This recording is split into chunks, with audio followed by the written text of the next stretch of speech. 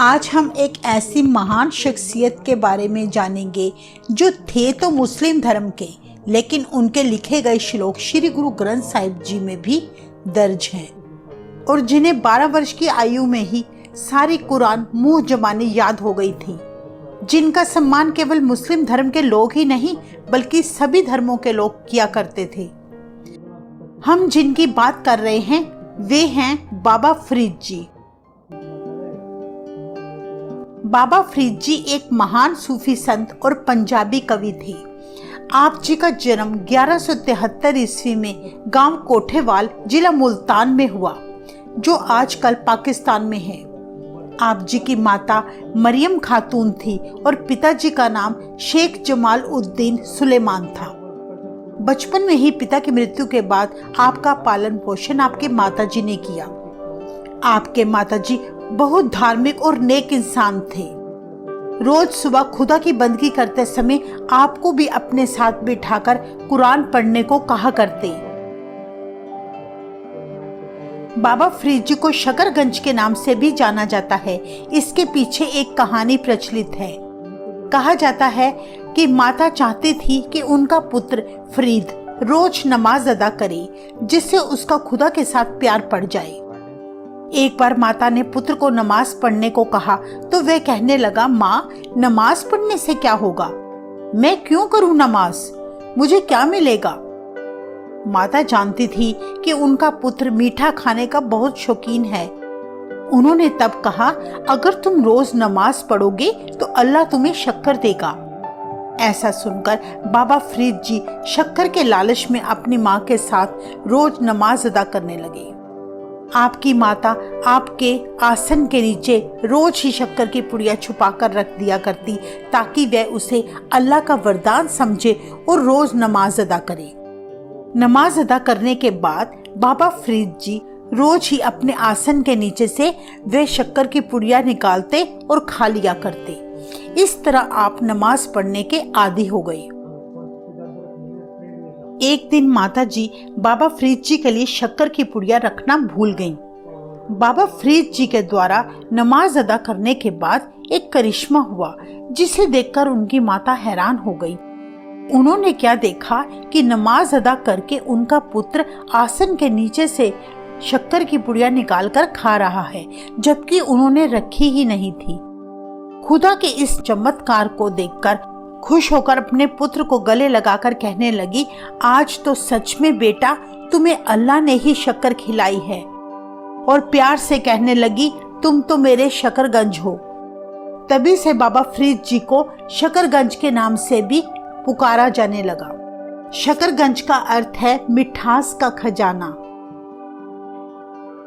इस प्रकार बाबा फरीद जी द्वारा रोज अभ्यास करने से केवल 12 वर्ष की उम्र में ही उन्होंने सारी कुरान मुंह जुबानी याद कर ली थी।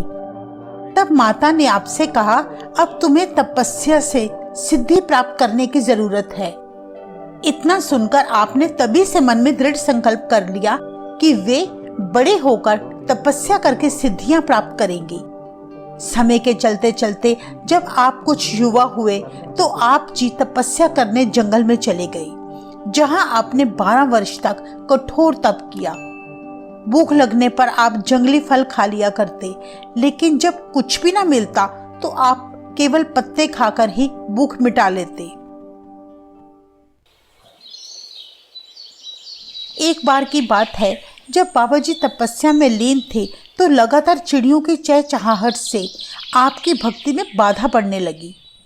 क्रोध में आकर आपने कहा, चिड़ियों तुम मर जाओ। कहते हैं उसी पल वे सारी चिड़ियां मर गई। यह देखकर वे हैरान हो गए। तुरंत बोले, नहीं नहीं, तुम जीवित हो जाओ। अचानक वे सारी चिड़ियां उसी पल जीवित हो गई और उड़ गई। यह सब कुछ देखकर उन्हें अपने आप पर अहंकार हो गया कि मुझे तो सारी सिद्धियां प्राप्त हो चुकी हैं और मेरी तपस्या अब पूरी हुई। यह सोचकर वे वहां से अपने घर को लौटने लगे। रास्ते में चलते हुए उन्हें जोरों से प्यास लगी। थोड़ी दूर ही पहुंचे थे कि उन्हें कुएं से पानी भरती एक कन्या दिखाई दी। आप जी ने उनसे पीने के लिए पानी मांगा। परंतु उसने आपकी तरफ कोई ध्यान ना दिया। आपने एक बार फिर उससे पानी मांगा, परंतु उसने आपको कोई उत्तर ना दिया, बल्कि वह लगातार कुएं से पानी निकालती और हवा में बिखेर देती। बाबा जी ये सब देखकर हैरान थे। बाबा जी ने तब उसे गुस्से में कहा, कन्या, तुम मुझ प्यासे को पानी न पिलाकर बार बार हवा में उछाल रही हो, ऐसा क्यों? जवाब में उसने कहा, 20 मील दूर मेरी बहन के घर में आग लगी हुई है, जिसे मैं बार बार पानी बिखेर कर बुझा रही हूँ। फ्रीज जी ने मन ही मन सोचा, ये कन्या तो कोई सिद्ध मालूम होती है जो ढेरों शक्तियां प्राप्त कर चुकी है। तब कन्या बोली, बाबा जी, ये कोई चिड़िया नहीं है जो आपके कहने से मर जाएंगी और फिर आपके कहने से जीवित हो उठेंगी, इसलिए थोड़ा सा सब्र करो। बाबा जी उस कन्या की बात सुनकर हैरान हो गए कि चिड़ियों वाली घटना तो मेरे साथ अभी हुई है, तो इस कन्या को कैसे पता चला? वे ये सोच ही रहे थे, तभी वह कन्या बाबा जी के पास पानी लेकर आई। फ्रीज जी ने तब अपनी प्यास बुझाई। उन्होंने उस कन्या से पूछा, आप मुझे कैसे जानती हैं? मेरे बारे में आपको कैसे पता चला? और 20 मील दूर आग बुझाने की सिद्धि आपने कहां से प्राप्त की? तब वे बोली, मैं अपने पति को ईश्वर रूप मानकर जी जान से सेवा करती हूँ और किसी तरह का अहंकार नहीं करती। फ्रीज जी, आपने तो 12 वर्ष की कठोर तपस्या करने के बाद भी अपनी सिद्धि की आजमाइश करने के उद्देश्य से प्रभु की कुदरत में हस्तक्षेप किया है, जो बिल्कुल गलत है। तब बाबा फ्रीज जी अपनी गलती पर पछताते हुए मन ही मन बोले, मुझे सिद्धि प्राप्त करने पर अहंकार नहीं करना चाहिए था। अपनी सोच से बाहर आते ही उन्होंने क्या देखा, ना तो वहां कोई कन्या थी और ना ही कुएं में पानी था। कुआं तो बिल्कुल सूखा पड़ा था। यह दृश्य देखकर वे फौरन समझ गए कि आज उनकी मुलाकात कोई साधारण मनुष्य से नहीं हुई, बल्कि खुदा से हुई है, जिन्होंने मुझे मेरी गलती का एहसास कराया। कुछ समय बाद बाबा फ्रीज जी अपने घर पहुंचे। 12 वर्षों के बाद पुत्र को देखकर माताजी अत्यंत खुश हुई और उन्होंने उसे अपने गले से लगा लिया। बाबा फ्रीज जी ने रास्ते में घटित घटना के बारे में अपनी माताजी को बताया। इतना सुनकर वे चुप रही और पुत्र के सिर में जटाएं बनी देखकर उन्हें कंघी से सुलझाने लगी। फ्रीज जी को तब बहुत दर्द होने लगी। उन्होंने कहा, माताजी, मुझे तो बहुत दर्द हो रही है, आप मेरे बाल आराम से सुलझाएं। इस पर माताजी मुस्कुराते हुए कहने लगी, बेटा, ये तेरे सिर के बाल हैं, जिन्हें कंघी करने से तुझे कितनी पीड़ा हो रही है। जब तू पेड़ों से पत्ते तोड़कर खाता था तो उन्हें भी तो वही पीड़ा महसूस होती होगी। फ्रीज जी ने पूछा, माताजी, वो तो पेड़ हैं, उन्हें कैसी दर्द? इस पर माता ने कहा, जिस तरह जीवों में जान होती है, दुख सुख महसूस कर सकते हैं, पेड़ पौधों में भी वैसे ही दुख सुख का एहसास होता है, उन्हें भी दर्द होती है। इस तरह सभी में खुदा का नूर बसा है, बस इस बात पर ध्यान देने की जरूरत है। माता ने कहा, बेटा, तेरी तपस्या अभी पूरी नहीं हुई, क्योंकि तुम्हारे अंदर अहंकार भर गया है कि तुमने सिद्धि प्राप्त कर ली। तपस्या तो तब संपूर्ण होती है जब मोह, माया और अपना ज्ञान ही नहीं रहता और भूख प्यास भी नहीं लगती। तब माता कहने लगी, बेटा, गुरु बिना ज्ञान नहीं मिल सकता, इसलिए अब तुम्हें गुरु की तलाश करनी है, तभी तुम्हारी तपस्या पूरी होगी। कुछ समय बाद बाबा फ्रीज जी गुरु को खोजने घर से निकलकर बगदाद जा पहुंचे। आखिर एक दिन उनकी तलाश पूरी हुई और आप जी की मुलाकात ख्वाजा कुतुबुद्दीन बख्तियार काकी से हुई, जिन्हें आपने अपना गुरु धारण कर लिया। आप जी गुरु की सेवा तन मन धन से करते। आप सुबह उठते ही गुरु जी के स्नान के लिए पानी गर्म किया करते। उस पुराने समय में आग जलाने के लिए आग को संभाल कर रखना होता था, ताकि सुबह चूल्हा जलाने पर उन्हें आग फौरन मिल जाए। एक बार बारिश के कारण आग रात को ही बुझ गई, तो बाबा फ्रीज जी सोच में पड़ गए कि सुबह गुरु जी के स्नान के लिए पानी गर्म कैसे किया जाएगा। तब फ्रीज जी ने किसी घर का द्वार खटखटाया। जहां उन्हें आग मिलने की उम्मीद थी। वह घर एक वैश्या का था। उससे बाबा जी ने पूछा, क्या मुझे आग मिल सकती है? तो उस स्त्री ने कहा, अगर मैं तुम्हें आग दूंगी तो तुम मुझे इसके बदले में क्या दोगी? फरीद जी बोले, जो चाहे आप ले सकती हैं। तब उसने कहा, मुझे आपकी आंखें बहुत अच्छी लगी, क्या आप अपनी आंखें मुझे दे सकते हैं? कहते हैं तब बाबा फरीद जी ने इस बात की हामी भरते हुए कहा, बस मुझे किसी तरह भी आग दे दो। कहते हैं उस स्त्री ने बाबा जी की आंखें निकालने के लिए एक हथियार से वार किया। तभी उसे बहुत जोर का झटका लगा और वह दूर जमीन पर जा गिरी। उसे समझते जरा भी देर न लगी कि यह कोई खुदा का बंदा है। कहते हैं तब बाबा जी की आंख पर घाव हो गया था। तब उसने बाबा जी की आंख पर पट्टी बांध दी। इस प्रकार बाबा जी उससे आग लेकर अपने डेरे पर वापस आ पहुंचे। गुरु जी ने बाबा फरीद जी से पूछा, फरीद, तेरी आंख पे पट्टी क्यों बंधी है? तो वे चुप रहे। जब गुरु जी ने दोबारा पूछा तो बाबा जी ने उत्तर दिया, कुछ नहीं, वैसे ही।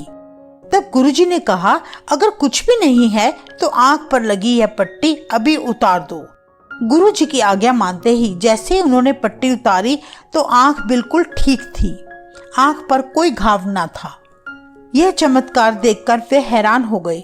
तब गुरुजी ने खुश होकर बाबा जी से कहा, यह तुम्हारी परीक्षा थी जो अब पूरी हो गई है। साथ ही तुम्हारी भक्ति भी पूरी हो गई और अब तुम जितना हो सके लोगों की सेवा करो, उन्हें इंसानियत का पाठ पढ़ाओ, उन्हें प्रभु भक्ति के साथ जोड़ो। यह सुनकर बाबा जी अपने गुरु जी से विदा लेकर अपने घर को लौट आए। कहा जाता है बाबा फरीद जी के गुरु जी ने उन्हें इस्लाम धर्म का प्रचार करने के लिए पंजाब भेजा, जहां पर बाबा जी 24 घंटे ईश्वर ध्यान में ही लीन रहा करते। उनकी मधुर वाणी सुनकर और सारा दिन ईश्वर के ध्यान में रहता देख हजारों की तादाद में लोग उनसे जुड़ते चले गए। बाबा जी अपने पास आए लोगों की इच्छा पूरी करते। कोई उनसे मन की शांति मांगता, कोई पुत्र की दात मांगता, कोई शारीरिक अरोगता मांगता। सुबह से लेकर शाम तक लोगों की भीड़ लगी रहती। बाबा जी किसी को भी निराश ना करते और सभी की तकलीफें दूर कर दिया करते। कहते हैं कुछ समय के बाद बाबा फरीद जी हरियाणा के हांसी शहर में आ गए। इधर आने पर भी आपके साथ बहुत लोग जुड़ते चले गए। आपकी प्रसिद्धि दूर दूर तक फैल गई। एक बार की बात है, एक सरकारी चौधरी लोगों से आपकी महिमा सुनकर आपके दर्शनों के लिए आया। सरकारी मुलाजिम होने के कारण वह बहुत अहंकारी और दुराचारी था।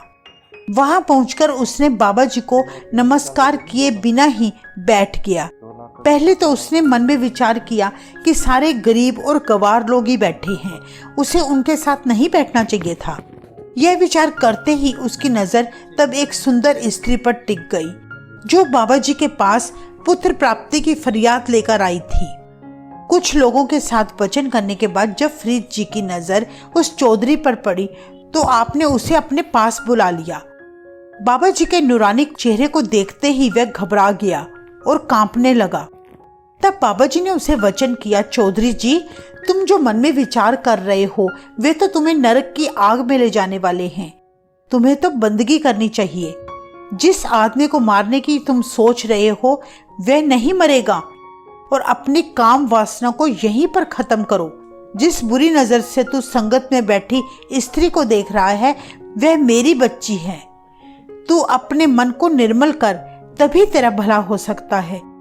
अपने मन की हालत बाबा जी के मुंह से सुनकर चौधरी बहुत घबरा गया। उसने बाबा जी के चरणों में अपना शीश झुकाकर माफी मांगते हुए कहा, मुझ पापी की रक्षा करो और मुझे सही मार्ग दिखाओ। फरीद जी के अनमोल वचनों का उस पर इस कदर प्रभाव पड़ा कि उसने फकीरी वेश ही धारण कर लिया और बाबा जी का चेला बन गया। इस प्रकार जीवन के अंतिम पलों तक फरीद जी दुखी लोगों की फरियादें सुना करते और उन्हें इंसानियत का उपदेश देकर भक्ति से जोड़ते। इतिहास में दर्ज है आप जी के 3 विवाह हुए थे। पहली पत्नी बीबी हजरबा थी, दूसरा विवाह बीबी शारदा जी के साथ हुआ और तीसरा विवाह बीबी शक्कर जी के साथ हुआ। बाबा जी के कुल 5 पुत्र और 3 लड़कियां थीं। आप जी ने अपने जीवन का अधिक समय बंदगी में ही बिताया, जिसके कारण आपकी माता जी ने सारे परिवार को बड़े ही प्यार से पाला। बाबा जी का जन्म श्री गुरु नानक देव जी से करीब 300 साल पहले हुआ था।